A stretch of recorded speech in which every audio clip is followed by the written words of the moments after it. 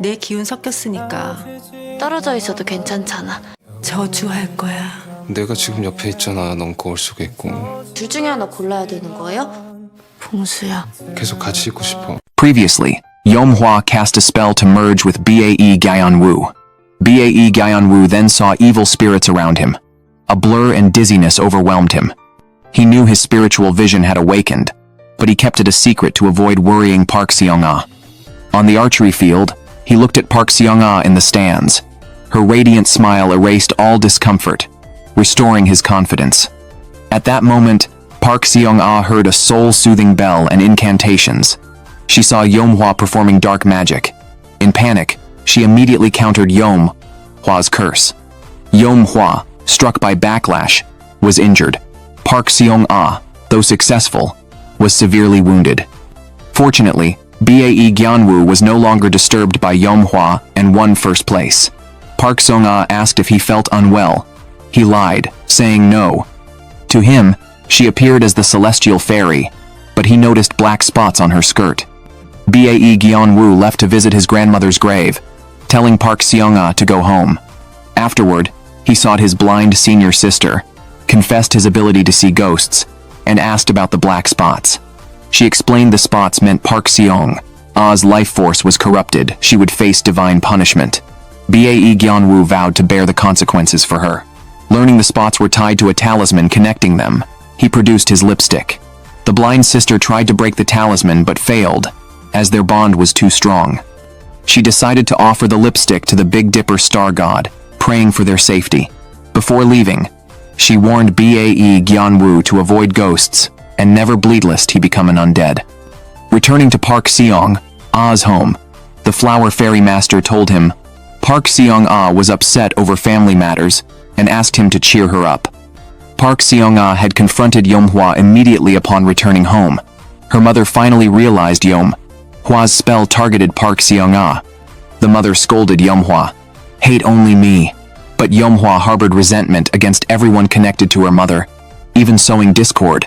She believed the mother would eventually abandon Park Seong A, just as she had abandoned her. Park Seong A suddenly felt discomfort in her eyes. When she opened them again, she saw Yeonhwa carrying a white cloth-wrapped box on her back, though Yeonhwa was completely unaware. Park Seong A hadn't expected such a past between her mother and Yeonhwa, and couldn't help but wonder if her mother would truly abandon her as Yeonhwa claimed. The housekeeper reassured her, saying she wasn't like Yeonhwa. Her mother would embrace her like the sea, always guiding her back, even if she strayed. Later, Park Seong A saw the box on Yeonhwa's back again. She spoke up, but Yeonhwa, who viewed both her and the mother as enemies, ignored her. In private, Yeonhwa wondered what the box Park Seong A described could be. She searched her room but found nothing matching the description. Then, in a flash, she realized it wasn't a box but the coffin of her dead child. Blinded by rage, she rushed to confront her mother, demanding why she hadn't told her the truth.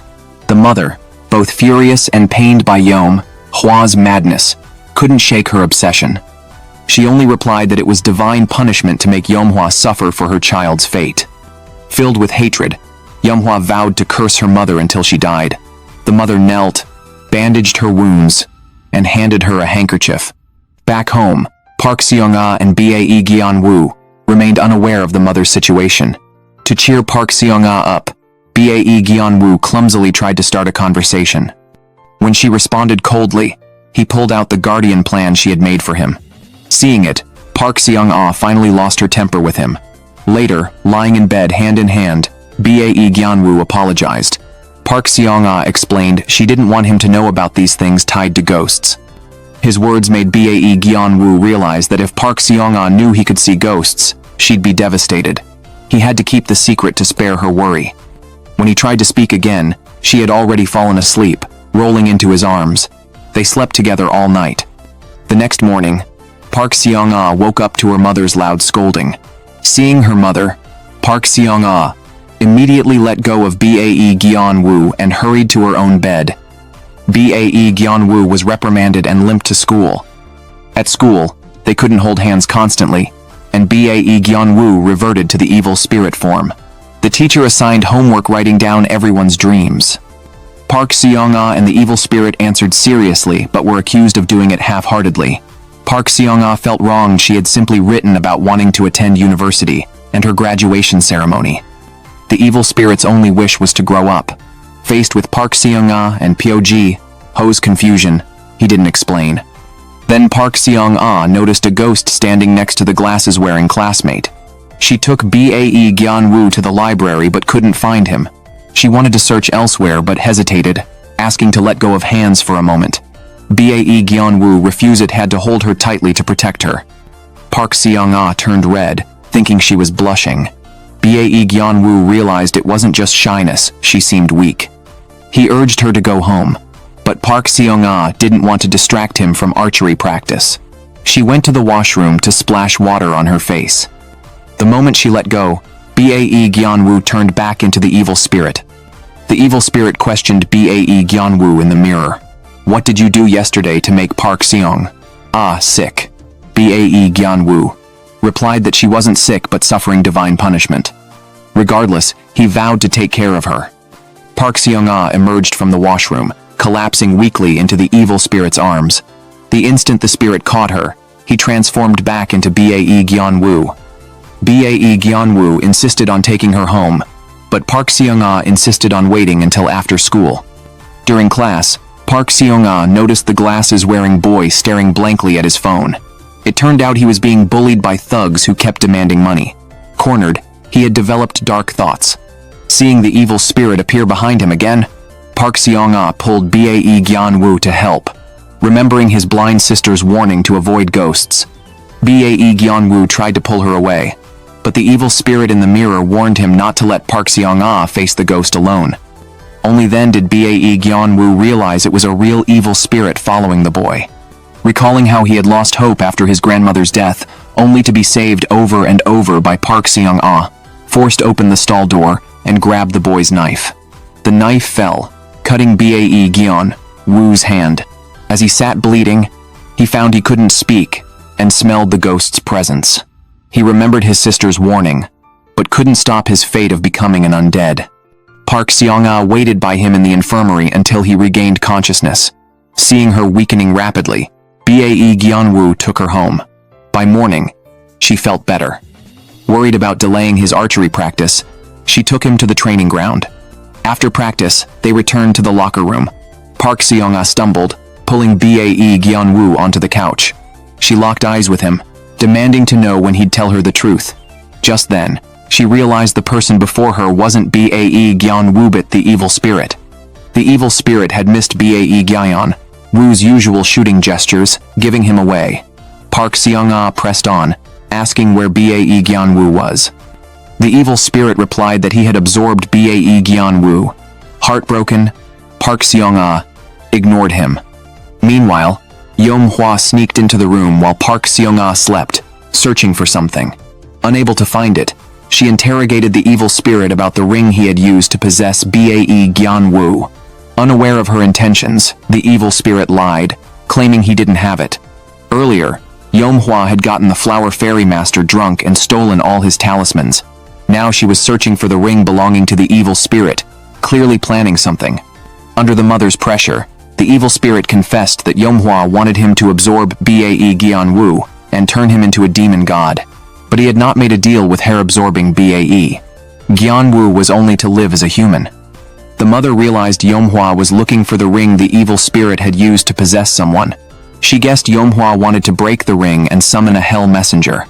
Since the evil spirit refused to leave Bae Gyeon U's body, Yeom-hwa planned to take this body to the underworld. The mother told Park Seong A they had to protect the evil spirit.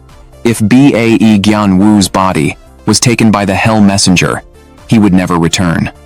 Protecting the evil spirit meant protecting Bae Gyeon U. To her, the evil spirit wanted to stay close to Park Seong A as a human because he longed for love. Park Seong A should understand this. If she soothed his wounded heart, the spirit could be peacefully reborn. Park Seong A changed her attitude toward the evil spirit as her mother suggested. The evil spirit seized the chance to cling to her, sticking close. Unaware, Pyo Ji-ho thought this was Bae Gyeon U and scolded him for being possessed by a spirit and flirting with Park Seong A in public. Park Seong A explained that the evil spirit had absorbed Bae Gyeon Woo's body. From now on, she would comfort the spirit whether it took 100 or 200 days until he willingly left. POGHO felt this was unfair to Bae Gyeon Woo and forced the spirit to return the body. The spirit claimed he loved Park Seong A and wanted to stay with her. Every time he touched her, Bae Gyeon Woo returned, watching Park Seong A leave him each time, which hurt deeply. POGHO couldn't criticize someone giving their all and decided to join Park Seong A in a 100-day prayer ritual to free the spirit. On his way home, the evil spirit accidentally joined forces with the school bully to rescue the glasses-wearing boy from thugs. After fighting together, they became brothers. The evil ghost behind the boy vanished completely. Accepted by everyone, the evil spirit grew more cheerful. Practicing diligently at the shooting range, he returned to class to wipe the blackboard for female classmates. The school bully gifted him a lollipop, and he ran down the hallway laughing like a child. The once gloomy and quiet Bae Gyeon Woo had become lively and cheerful. Male classmates challenged him to arm wrestling, while female classmates invited him to sing.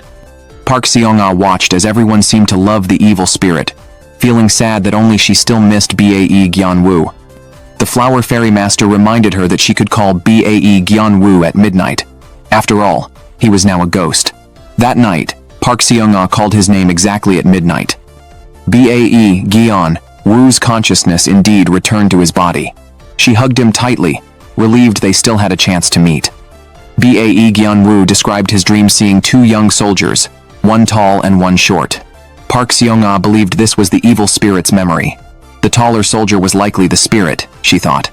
She told Bae Gyeon Woo to befriend the soldiers, hoping to learn why the spirit refused reincarnation and find a way to comfort him.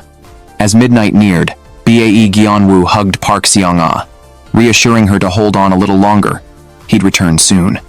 The evil spirit remained unaware of Park Seong A and Bae Gyeon Woo's meeting. Excelling in archery, he was eligible for the national team. Everyone congratulated him on reaching new heights, but he made a condition. If selected, Park Seong A must fulfill his wish kissing him. Hearing this, Park Seong A became furious. Yeonhwa was displeased that the spirit, after possessing Bae Gyeon Woo's body, had embraced human life. To provoke him, she spread rumors.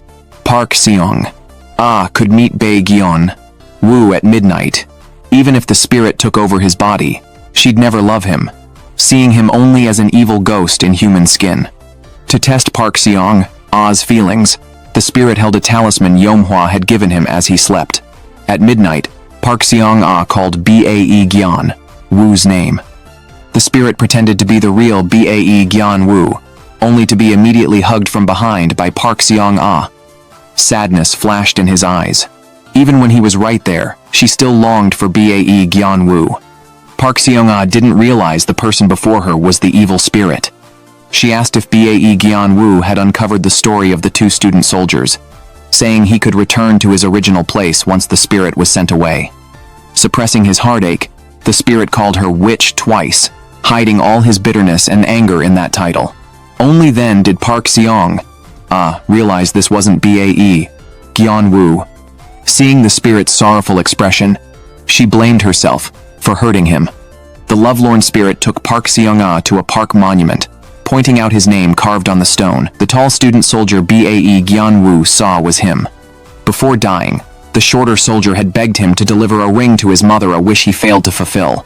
This regret tormented him, making him refuse reincarnation and become a ghost bound to the ring. Now he buried the ring before the monument. With his regret resolved, he declared he'd no longer be an evil spirit, but would live on as Bae Gyeon Woo. While the real Bae Gyeon Woo could only appear as a ghost at midnight, POGHO couldn't bear this fate for Bae Gyeon Woo. Desperate, he asked Yeonhwa how to bring him back. She said they needed the spirit's ring. POGHO immediately dug it up and handed it to her. Yeonhwa wrapped the ring in talismans, chanting while hammering it relentlessly. With each strike, the spirit writhed in agony. His mother, realizing Yeonhwa was summoning a hell messenger, hid him behind a barrier and sent Park Seong A to distract the messenger with a scarecrow. As Yeonhwa's chants grew frantic, the spirit's mother and Park Seong A joined forces to counter the curse. The hell messenger behind Park Seong A retreated under their combined effort. Enraged by Hua's cruelty, the freed spirit flipped through a spellbook and recited the same curse. The backlash stripped Hua of all power, yet the expected punishment never came. Noticing something amiss, she examined the handkerchief her mother used to bandage her wound. It bore a drawn figure with facial features. She suddenly understood. Her mother had taken the punishment for her. Stumbling home, she demanded why her mother protected her.